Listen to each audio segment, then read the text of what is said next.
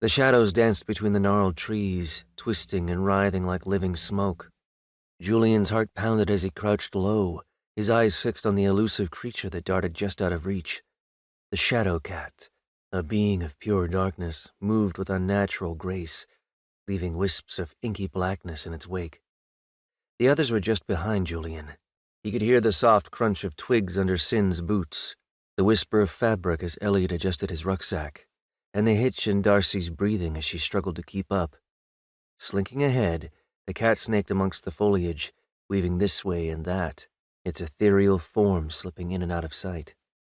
They were so close yet so far. Yes, the cat they were hunting was a nightmare. A literal monster, yes, eyeless, constructed of shadows, and capable of ghastly hissing sounds that would scare any child straight under the covers. A monster that was supposedly his sister.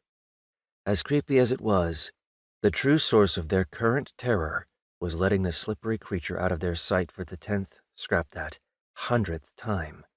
The four of them had been at it for almost 16 hours now, after Darcy sounded the alarm at the crack of dawn, spotting the fiend napping on the bench in her garden. By the time Julien and Cinn arrived, she was crawling through her flower beds, head half in a bush, alternating between soothing, encouraging sounds and curse words. An empty cat carrier rested near her. Its metal door creaked in the wind, mocking her efforts. Though, did Darcy really believe it could contain a cat made of shadows? When Elliot arrived a full 30 minutes later, which was admittedly by Elliot's standards fairly on time, he found all three of them covered in dirt and bramble scratches.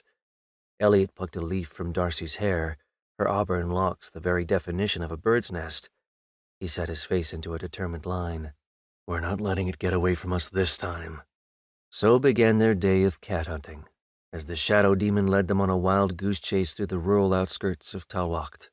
This involved a long wade through mud up to their knees, a quick dip into a stream, and a desperate trip to an out-of-town supermarket for various demon cat catching supplies, mainly snacks. They crested the hill that enclosed the valley the Aurelia Arcanum Institute of Esoteric Sciences sat in, and Julien's feet ached in protest of the many miles they'd walked. Yet the sight of the campus ignited a spark of excitement. If the cat was drawn towards Aubrey, surely that was a good sign that it was indeed some sort of reincarnation of his dead sister? Half walking, half sliding down the muddy valley that offered no footpath, they eventually made it to the bottom to follow the creature through the car park, several courtyards, and then to the glittering glass house that was the Solstice Atrium's exterior. "Act natural," hissed Darcy, as a large throng of people passed them,